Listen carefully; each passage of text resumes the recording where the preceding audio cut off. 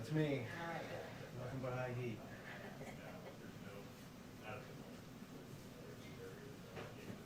Hey, how are you? I'm terrific.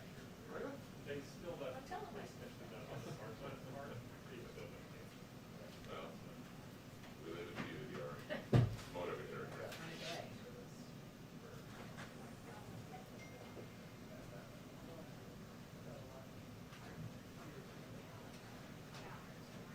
I'm sure.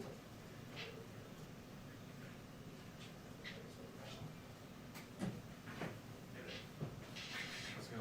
Happy Monday. Living a dream.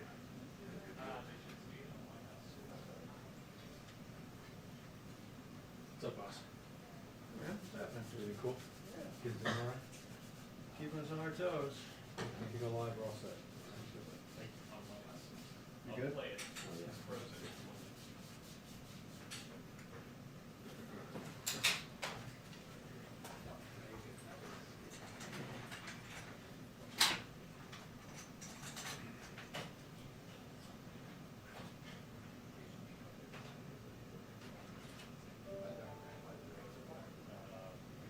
Let me call Matt. Okay. I'll be back in a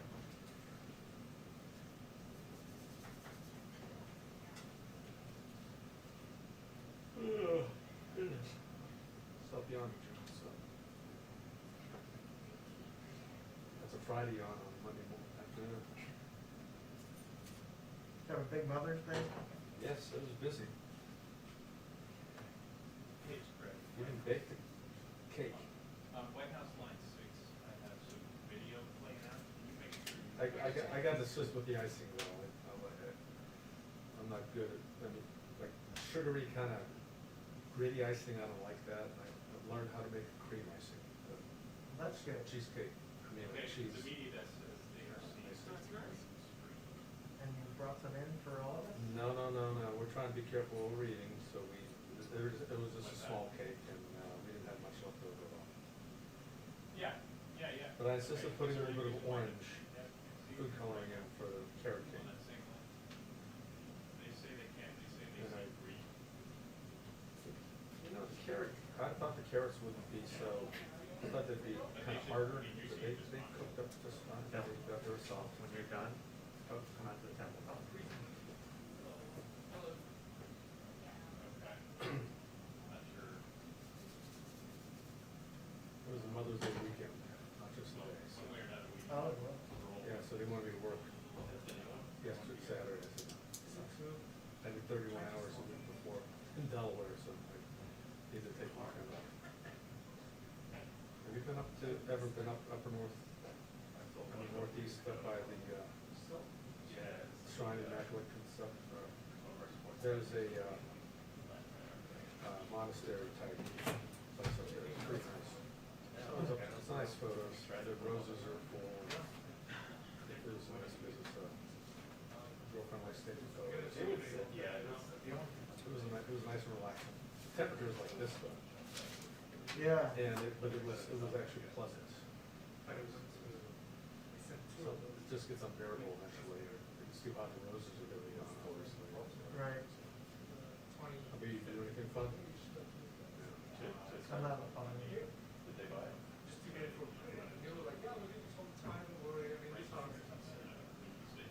All cameras and You see it, but you don't see it. wireless. Let me know how much are you taking. Like sandals for Except again. especially cameras. And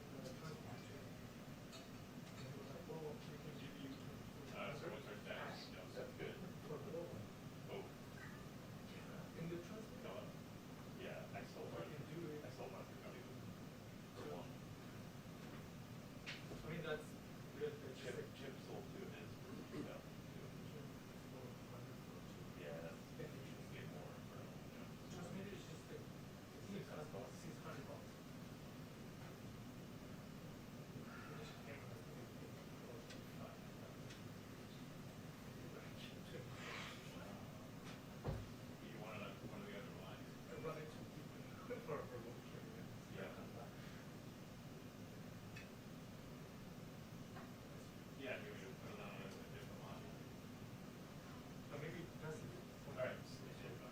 You have a 2-minute warning on the briefing, 2-minute warning on the briefing, thank you.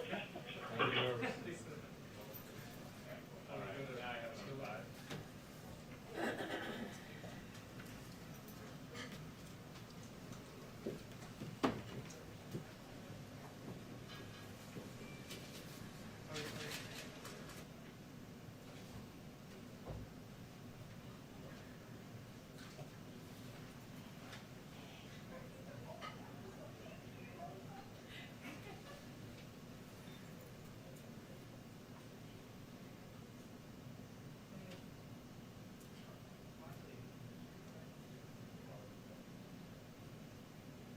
Yes, just leave it on 5.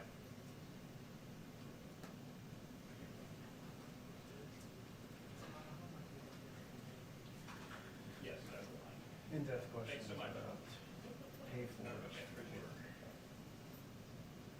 It's a really What's bad that? authorization that's coming up this year. Yes, yeah, I'll do that. Okay. And most ask questions that literally only you and I can understand. Really good. No, I Steve. think Keep it. AFB. Yeah. No, my question is both. Whatever.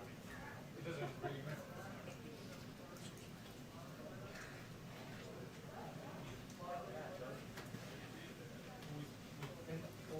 Yeah, the limbo man. Yeah. That's what I trained for. Whatever you wanna go. December 5, I heard that. Whatever you wanna go. So I don't know what's going on with White House. I don't say 5. Hi, everyone. Hello. Happy Monday. Today we are joined by Homeland Security Advisor and Deputy National Security Advisor, Dr. Liz Sherwood-Randall, and Deputy National Security Advisor for Cyber and Emerging Technologies, Ann Newberger. I know you all know who they are, so I'm going to skip the introductions so we have more time for questions. We have very limited time, but we'll try to take as many as possible. So with that, I'll turn it over to Liz. It's great to be with you today. Thank you, Jen. I have an update for you on the Colonial Pipeline and what the Biden administration is doing to provide assistance through a whole-of-government effort. On Friday evening, May 7th, Colonial Pipeline reported that its pipeline system had been subject to a ransomware cyber attack. Colonial chose to shut down its pipeline operations as a precautionary measure and to ensure that the ransomware could not migrate from business computer systems to those that control and operate the pipeline. We've been in ongoing contact with Colonial, and the President continues to be regularly briefed on the incident and our work. Colonial is currently working with its private cybersecurity consultants to assess potential damage and to determine when it is safe to bring the pipeline back online.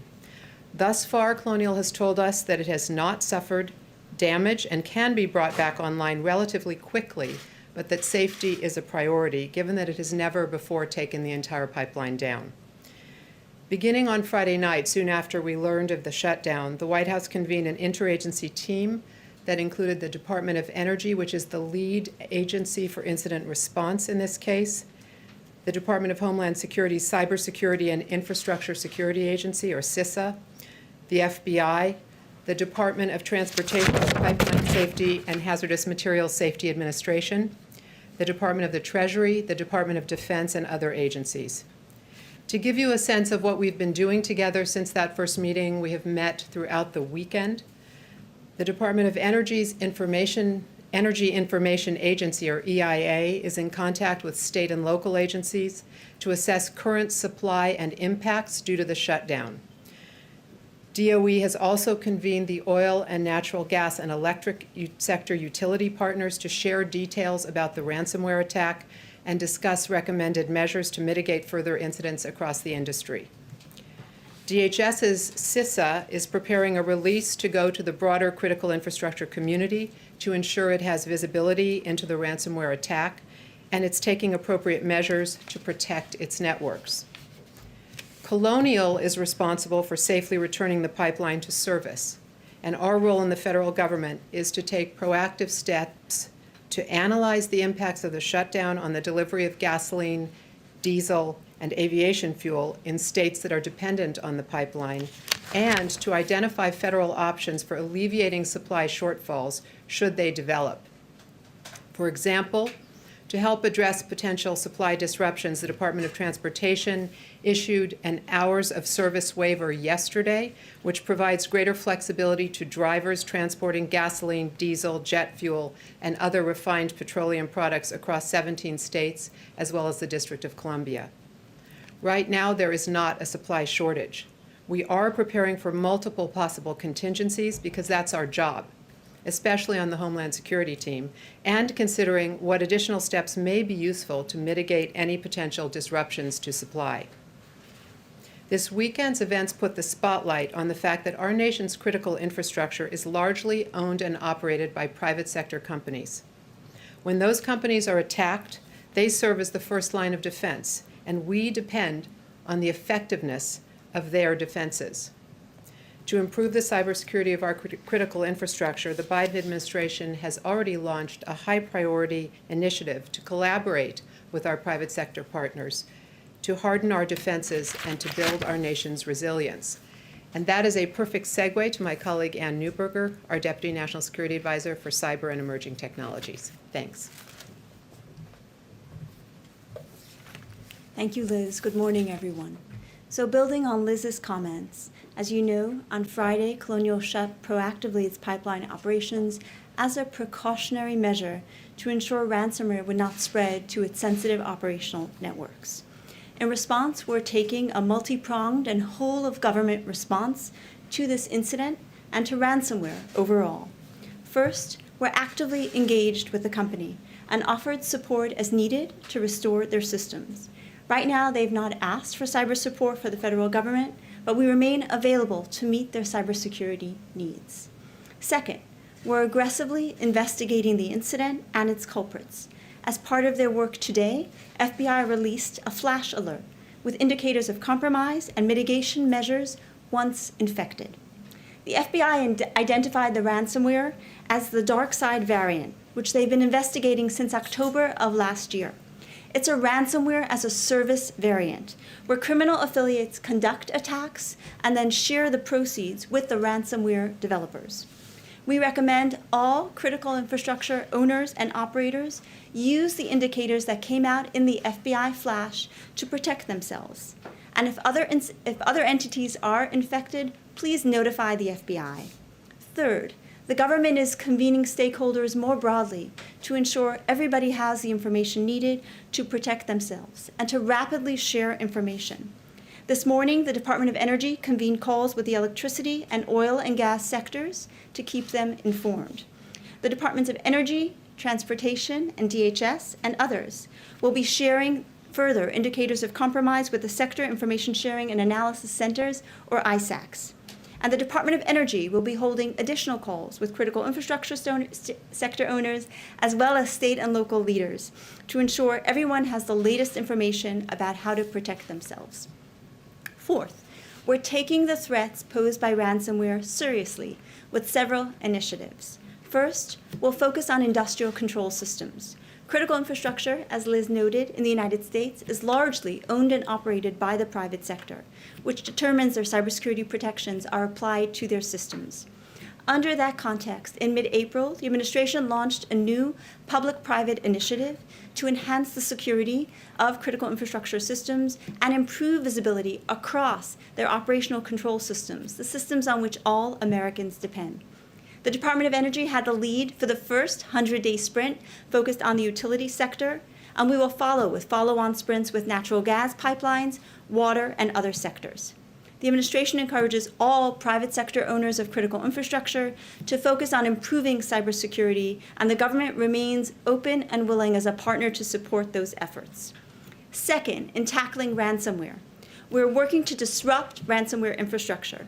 The FBI recently worked with international partners to disrupt two particular strains of ransomware, the Emotet and NetWalker strains. More recently, DOJ has established a ransomware task force to ensure it can better investigate and prosecute ransomware actors. Third, CISA is leading a counter-ransomware sprint which is focused on helping small and medium-sized companies, who are often the targets of ransomware, better protect themselves. Finally, we're pursuing greater international cooperation. Ransomware affects countries around the world to address ransomware, because transnational criminals are most often the perpetrators of these crimes, and they often leverage global infrastructure and global money laundering networks. Indeed, to combat the exploitation of virtual currencies that are often used for payment in ransomware, the U.S. Treasury has also been leading international efforts, including driving development and adoption of virtual asset standards under the Financial Action Task Force. With those updates, I welcome your questions, turning it over to Jen and Liz. Thank you for your time today. Okay, Amr, kick us off. Thanks. Just to clarify something, has Colonial paid any ransom, and has there been any advice on that? And then, secondly,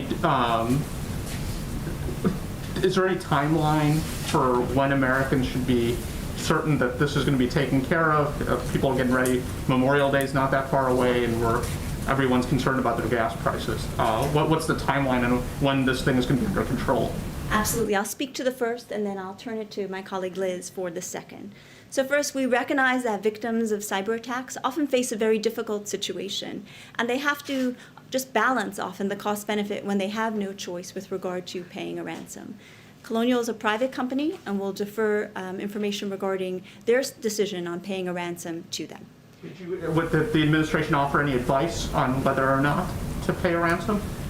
So typically that is a private sector decision, and the administration has not offered further advice at this time. Given the rise in ransomware, that is one area we're definitely looking at now to say what should be the government's approach to ransomware actors and to ransoms overall. Liz? So on the issue of gas prices, as I indicated, right now there are no supply disruptions, and the Department of Energy's Information Agency, the EIA, is doing the analysis right now about potential supply disruptions and what price effects that could have. And we're working with other agencies to consider how, if necessary, we can move supplies to a place where it might be needed if it turns out that there is a shortfall. India? Thank you, Jen. My question is just to follow up on what Amr was asking. Has the White House broadly considered advice for companies who are victimized by, in such incidents going forward? Is there any advice that you're considering when it comes to paying ransom in the future? So that's a really good question. The first and most important advice is secure your systems. In this case, the ransomware that was used is a known variant. The FBI has investigated many cases of this in the past, as I noted, beginning in October. So the first and most important thing is to ensure that systems are patched and that cybersecurity is maintained at the level needed in a given network. We want to see ransomware not be successful, and that begins with greater resilience, particularly in critical infrastructure networks. And another question, you mentioned perpetrators are usually transnational criminals. Do you have any information on whether this particular incident has any ties to Russia or other Eastern European criminals? At this time, we assess that DarkSide is a criminal actor, but that's certainly something that our intelligence community is looking into. Josh? Yeah, can I ask a little bit more about DarkSide? What do we know about them? Is there any retaliatory measures that have been taken or are being considered by the U.S. In response to this, or the pending investigation that you mentioned that dates back to October? Absolutely. So I mentioned that DarkSide is a ransomware as a service variant. It's a new and very troubling variant where it's essentially provided as a service and the proceeds are split.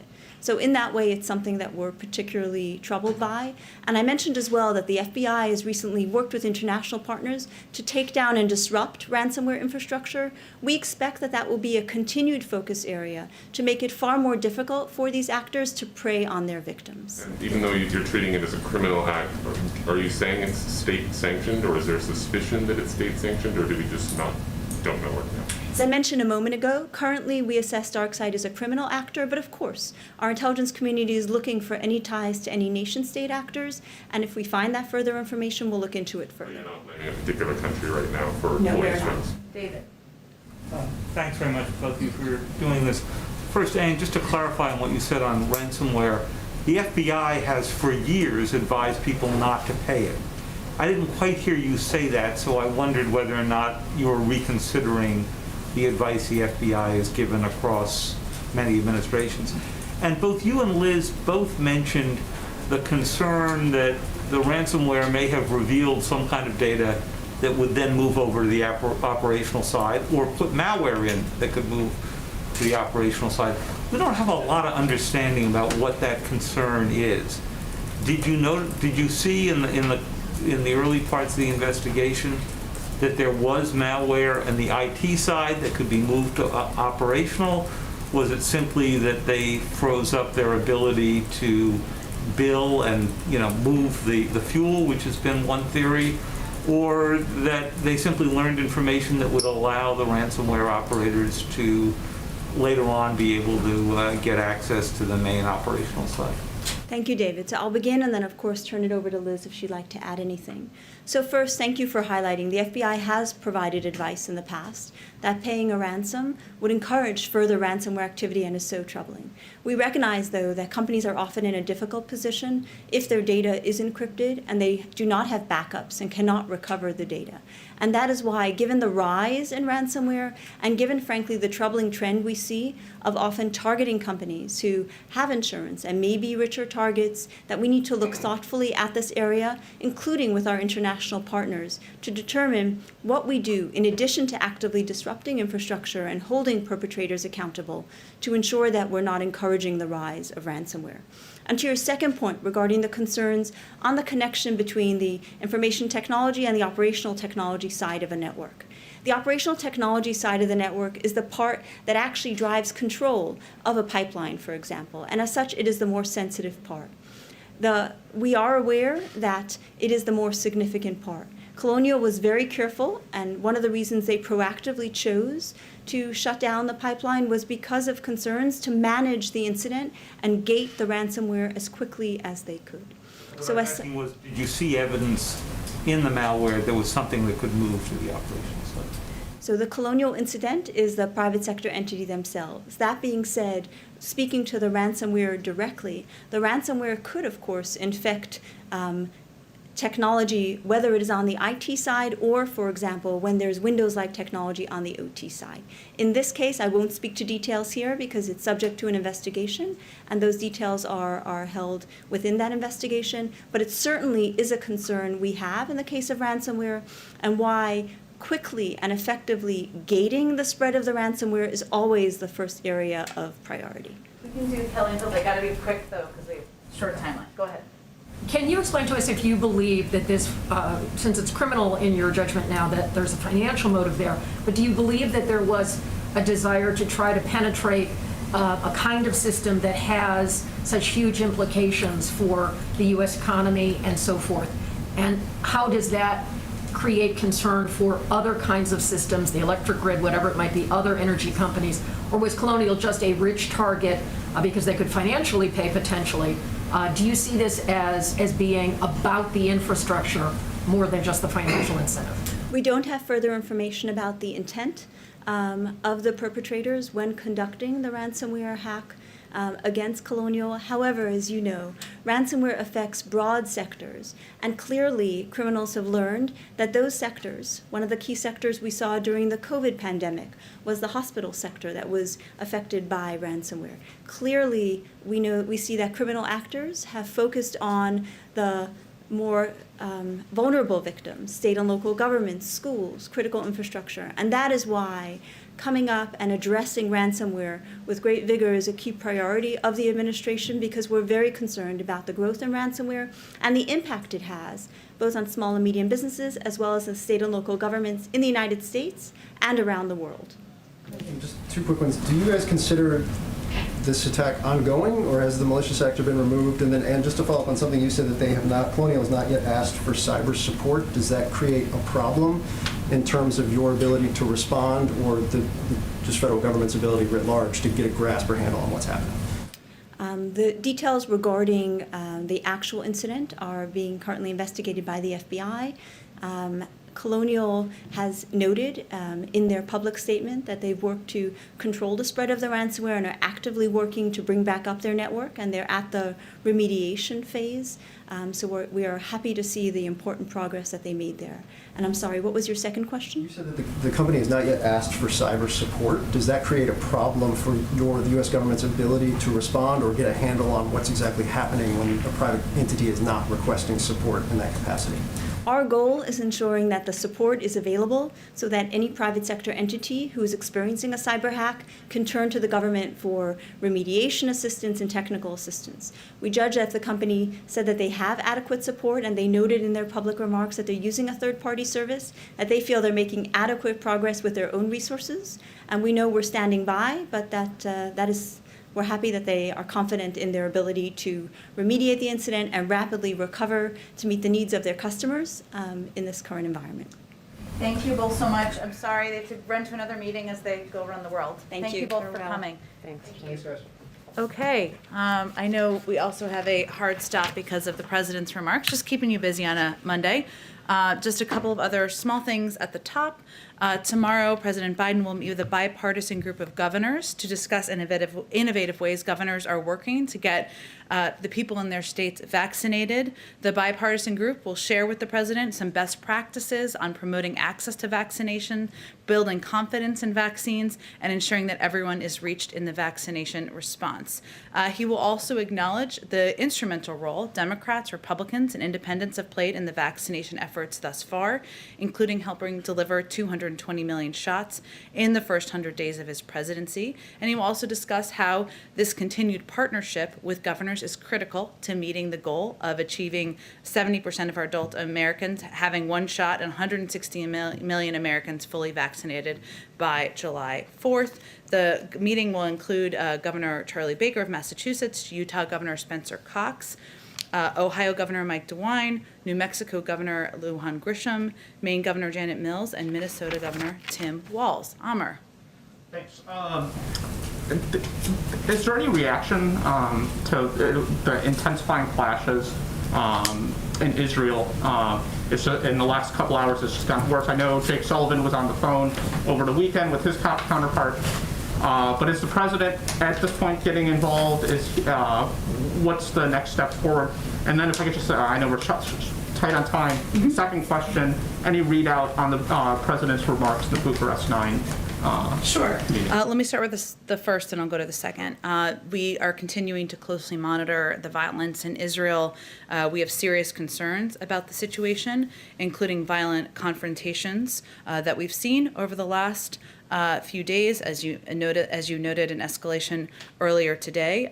You also noted, Amr, that in a call over the weekend with his Israeli counterpart, our National Security Advisor Jake Sullivan reiterated concerns about the potential evictions of Palestinian families from their homes, and they agreed that the launching of rocket attacks and incendiary balloons from Gaza towards Israel is unacceptable and must be condemned. So this is something that our national security team is closely monitoring. Obviously, across government, certainly the president is kept abreast and is watching closely as well. And on your second question, this meeting, if we haven't put out a readout yet, we will shortly. Let me give you just a couple of highlights here that I think I have available. One moment.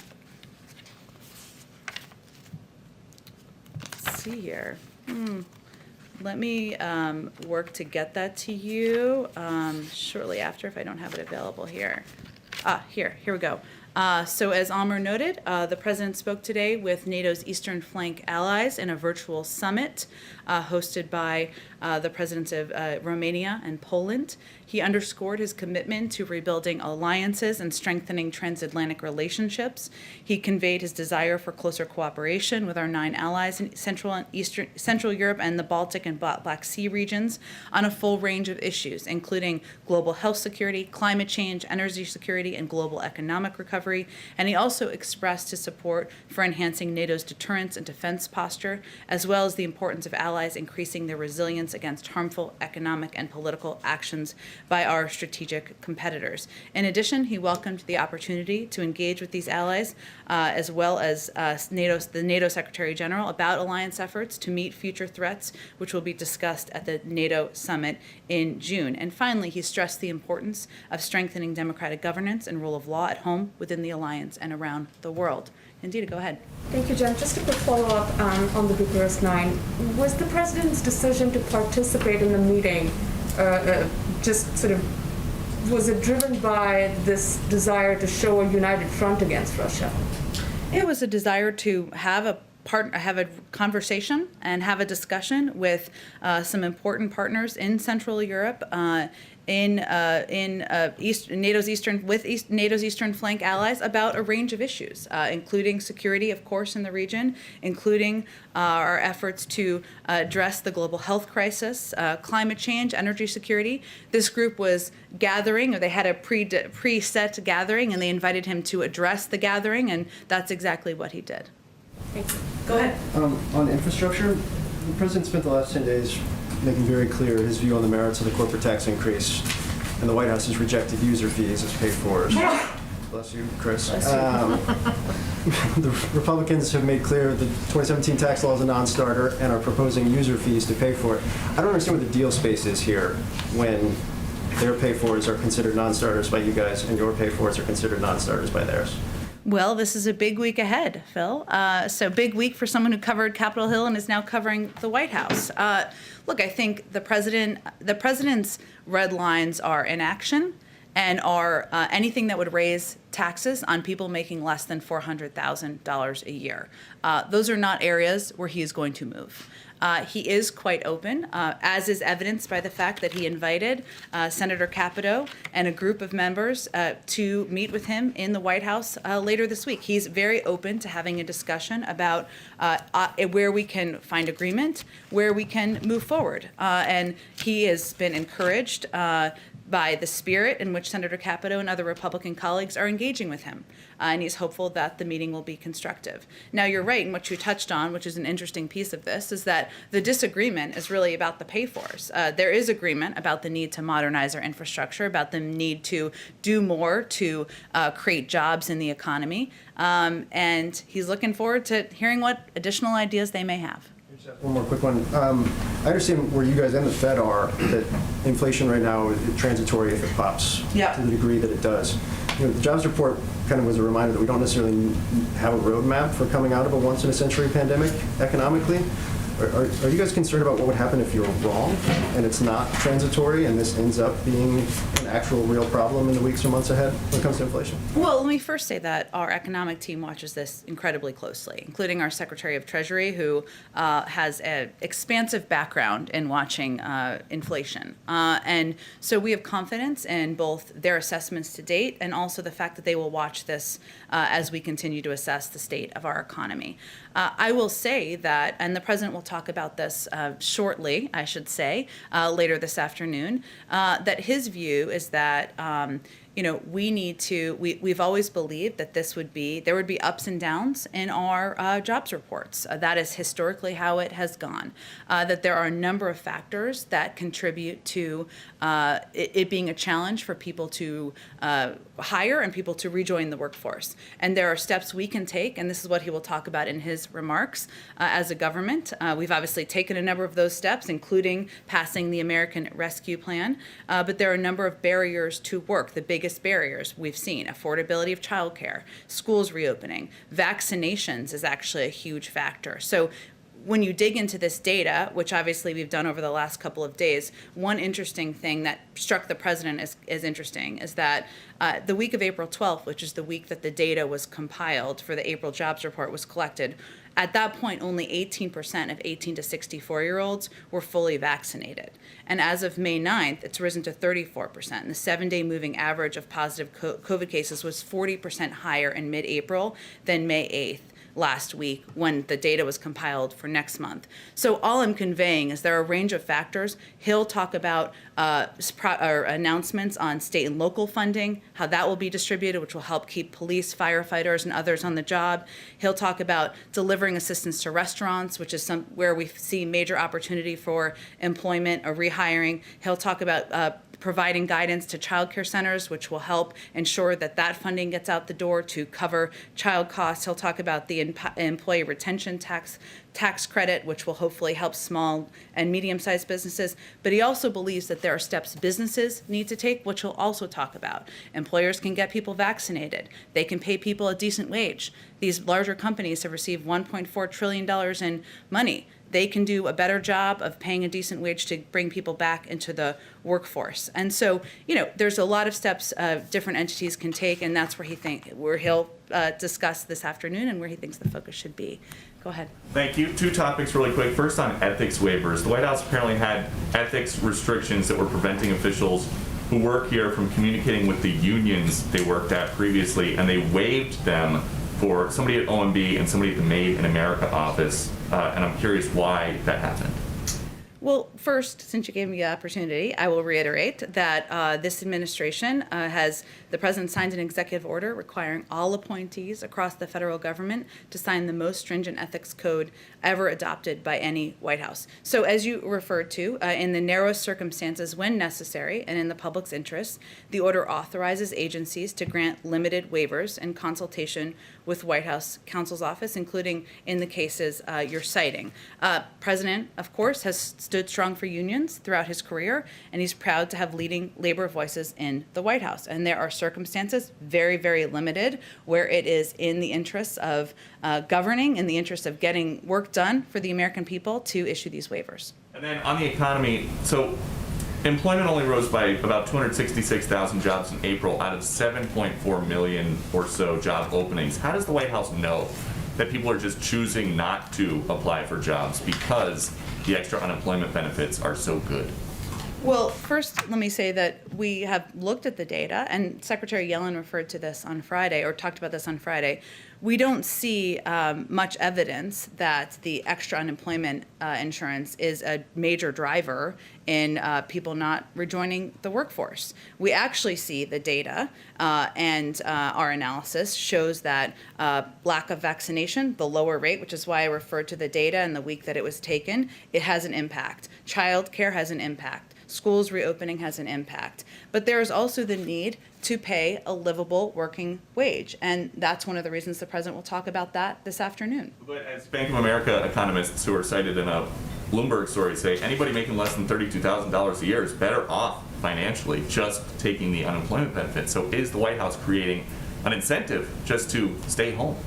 Well, again, the majority of economists, internally and externally of the White House, don't feel that unemployment insurance, something that was done at a time where to help unemployed people get through a very difficult economic downturn during a pandemic, is a major driver in our unemployment data. That there are other factors, bigger factors, that have been contributing to the numbers we saw on Friday. That's what we're working to address, and that's where we think our solution should be focused. And just last one really quick. The Commerce Secretary says the main reason that people are staying home is fear.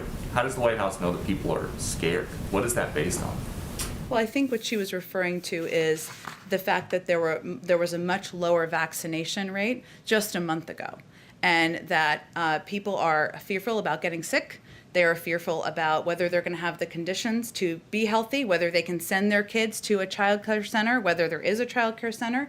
So those are all factors that are consistent with the examples and reasons I just provided. Go ahead, Josh. You mentioned if you're monitoring inflation and that with the jobs report you expected sort of lumpy reports from month to month. Do you expect the same thing with the inflation report? Is the White House bracing for kind of an eye-popping top-line number, given the base effects that it will be going off of, or are you not sort of cautioning that? Are you worried people will overreact to the one number that will come on Wednesday? Well, obviously, our analysis is going to be done by our economic experts. They continue to convey that they believe the impact will be temporary, transitory, however you want to refer to it. But they're looking at it closely, but I don't have any projections on that to make from here today. Can I ask a little bit more about vaccinations? The average has dropped from about 3.4 million 4 weeks Yep. ago a day to about 2 million. It looks like it's sort of leveled off there, declining steadily. Is that where you expect it to continue? Do you expect it to keep coming down? And what are the factors that you think are driving that pretty substantial drop over the past month or so? Sure. Well, we always expected we'd be in a different phase. And we were at a phase just several weeks ago, and you cover this closely, so you know well, where there was such a demand for the vaccine. People were eager to get their appointment. They were had vaccine T-shirts. They were doing selfies. We are now at the point which we always knew we would be at, where the supply has increased, has exceeded the demand, and it means we have to work extra hard to get into communities, to have partnerships with local doctors, with primary care physicians, to expand access, expand mobile units that are going into communities to get the supply out to people. We have hit a higher number than I think most people anticipated at this point since the president was inaugurated. The number of people who have been vaccinated, who have received their first dose and are hopefully on their way to their second dose. So we knew we would be in this phase, and we knew we'd be in a phase where it'd be more difficult because we need to increase access, which we've been focused on doing from the beginning, and continue to increase confidence. We have seen progress in both areas. 2 weeks ago, the 10 million doses of AstraZeneca that were being reviewed by the FDA. Do you have an update on that at all? Are they still reviewing it? They are still reviewing it. We don't have an update quite yet, and we're working to hopefully have more for you on what how our approach and what our assessment will be of how those doses will be distributed. Well, quick housekeeping. Tomorrow's meeting, Governor, is that virtual or are they all coming? Virtual. Virtual meeting. Yeah. Can you give us finally a sense of whether you're considering easing travel restrictions, particularly to Europe or whatever, for vaccinated people? Where's the U.S. thinking on that? I don't have anything to preview on that at this point in time. Go ahead, David. Back to this interesting question on the unemployment benefits. One suggestion the Republicans have been making is end those benefits earlier than the current plan, which I think is the end of September, and use that money to go into infrastructure. Is that being taken up by your side? I'm certain they will bring many ideas to the meetings later this week. That may be one of them. But again, I think it's important to note that we don't see the unemployment benefits as a major driver in the jobs numbers. We see there being a number of other factors that have a larger impact, including the pace of vaccination just a month ago, the child care impacts, the need to get more money out into state and local communities. So that's where our focus is going to be. And for us, it's important that we continue to remain solutions oriented on areas where we feel can be most beneficial to the economy and not be moved by talking points. Go ahead. Yeah, thanks, Jen. The White House sent out earlier that the president's meeting later today with Senator Carper and Senator Manchin. I was wondering if you could just give us a preview of what they plan to discuss and why those two senators in particular were invited, or will it be virtual? I don't know. Sure. Well, I would expect the president will have, you already know, he has a number of meetings scheduled this week, one with bipartisan bicameral leadership meeting on Wednesday. He also has the meeting with Senator Capito and a group of Republican senators on Thursday. So these are just examples of two senators, additional members he'll be meeting with to discuss the American Jobs Plan, discuss the path forward, and I'm not sure we'll have a big readout afterwards, but it's just a part of his ongoing outreach. And then given, just quickly, you said, what a big week it is. He has so many meetings with so many lawmakers. Is this sort of, I guess, like a defining week, would you say, for how things are going to proceed on the jobs plan and the families plan? Is the White House sort of, setting any kind of deadline? You've mentioned Memorial Day as a time you'd like to see progress. I'm curious, where you kind of go after this week, given all the meetings that are scheduled. The president would still like to see progress by Memorial Day and would like to sign the bills into law this summer. That hasn't changed, but we don't have a new deadline. But of course, a number of meetings, and the Senate's back, and there'll be all sorts of conversations happening this week. Sorry, Kelly, go ahead. Do you get a sense that as the president's going to have his first meeting with Kevin McCarthy here in that leadership meeting you talked about, obviously the House Republicans have some of their own internal matters going on. Does the president think any discord they are having has an influence or comes into the meetings that he will have with leadership? Does that affect how he views sitting down with them at all? No, the president knows that there is some introspection going on in the Republican Party right now, and a determination about who they're going to be, who they want to lead them, and what they want to represent moving forward. He's not going to focus on that. He also believes that the American people did not elect him to accept improbability or impossibility of working in a bipartisan manner. So the role he can play as President of the United States is to continue to seek ways to work together. And the fact is we are continuing to work, even with the family excitement that's happening on the other side of the aisle. We are continuing to work with Republicans on a range of issues. National security. We passed our we confirmed our cabinet in a faster pace since Reagan. We're working to increase our competition. There are a lot of ways we're working with Republicans, even as they're determining who they are moving forward. Go ahead in the back. Thank you, Jen. Both German Chancellor Merkel and French President Macron have expressed their concerns over U.S. policy towards vaccine. They've basically been underlying the need for more exports, be it for the vaccine itself or the components. Does the President understand their frustration? And more broadly, do you think he underestimated the negative reactions around the world? Well, let me first say that the President's commitment to a global COVID-19 response has been steadfast and consistent since day one, when we made the decision to rejoin the WHO. We understand that the virus knows no borders, that it is important for the United States to continue to play a central role in addressing the global pandemic. We've invested more than any other country in COVAX, and we're pushing other countries to invest more in the program to get vaccines to developing countries. We're working to boost global production through partnerships like the Quad Partnership. Moderna and Pfizer have announced plans and intentions to increase supply and get it out to the global community. And of course, we've announced that we are going to share 60 million doses, 10 million of which, as Josh referred to or alluded to earlier, will be hopefully approved by the FDA soon. So there's no question we're playing a role. We will continue to play an increased role in efforts to address the pandemic and get the pandemic under control. Go ahead in the back. Thank you, John. Speaking of NATO's eastern flank, the important part of security system in the Central and Eastern Europe was supposed to be U.S. missile defense site in Poland.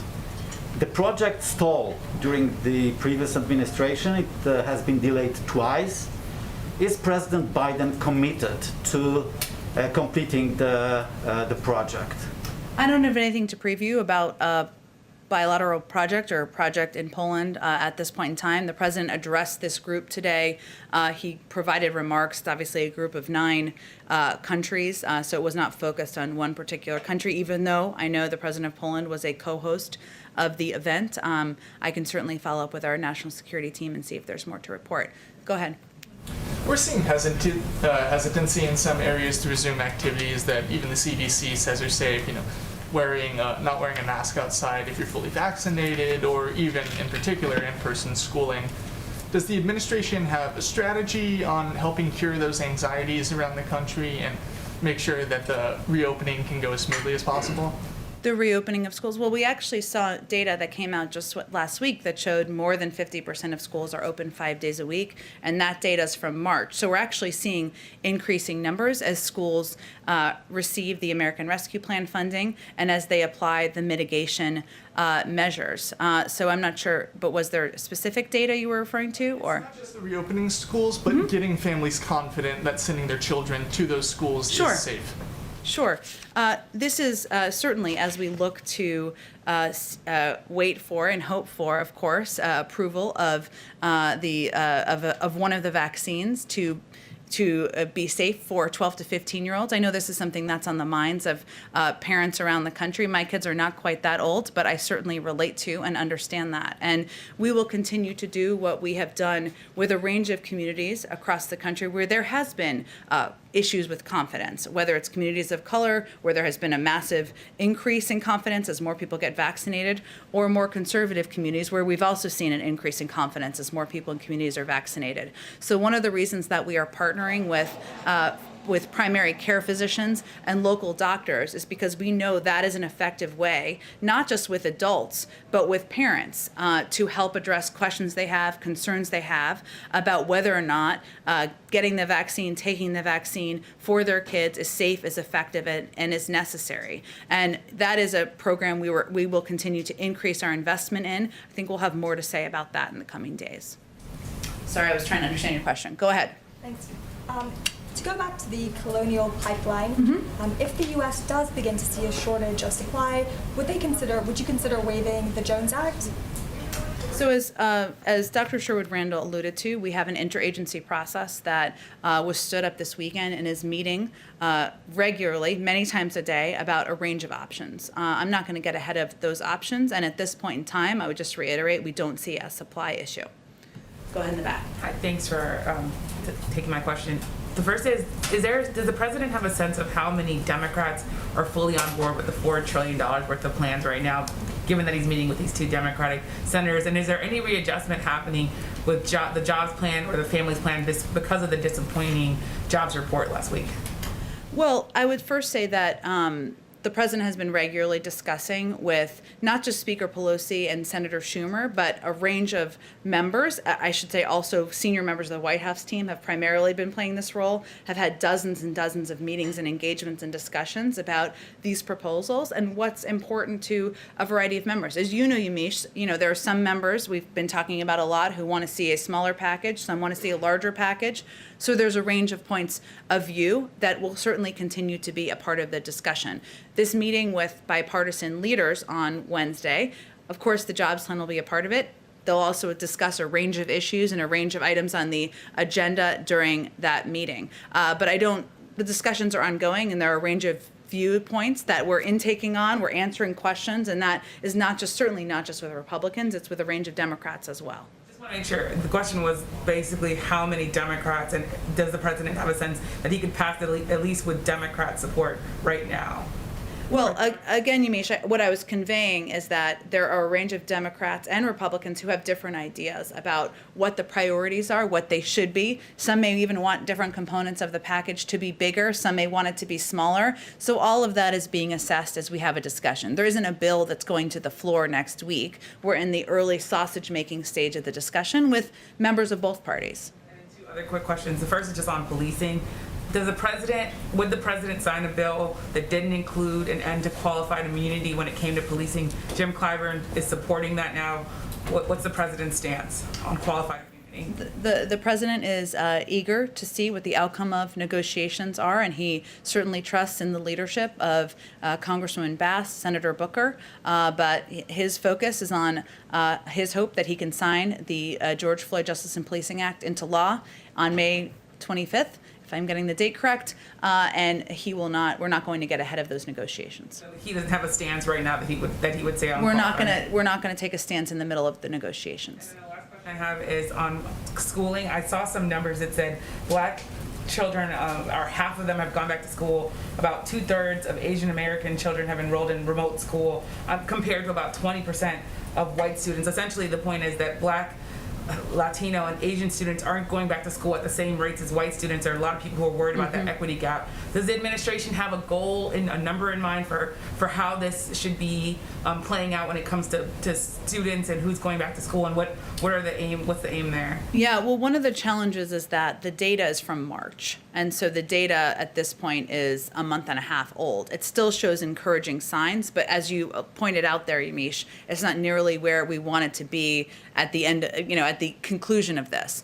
And the focus of Secretary Cardona and on our Department of Education is ensuring we're getting these funds out to the communities that need it in order to reopen as quickly as possible, 5 days a week. There are also entities that I think one of your colleagues over here asked about in terms of concerns about the vaccine and safety and efficacy that we need to continue to address at the same time as well. So we will continue to dig into the data. One of the things Secretary Cardona has been focused on is connecting schools and best practices so that they can learn, is it a funding issue? Is it addressing other challenges issue? And that school districts and schools can learn from each other. But our goal and objective is to have all schools open 5 days a week. And that's what we're working toward. And we're not going to be satisfied until we get there.